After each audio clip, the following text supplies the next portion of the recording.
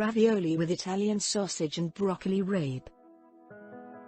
Who doesn't like ravioli? This simple recipe is full of flavor and is an easy one to make when you want something different but not too complicated.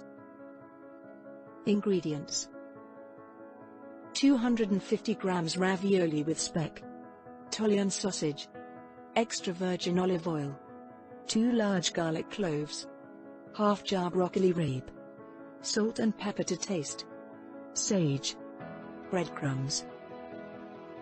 Preparation: start by peeling and slicing the garlic. Next, remove the sausage skin and cut it into small pieces. Take a pot, fill it with water, and put it over high heat to boil the water for the pasta. Don't forget to salt it. While the water boils, pour some olive oil in a pan, and add the garlic and sausage to sauté. After a few minutes, add the broccoli rabe. Time to throw the ravioli in the boiling water. While the pasta cooks, we can finish cooking our sauce.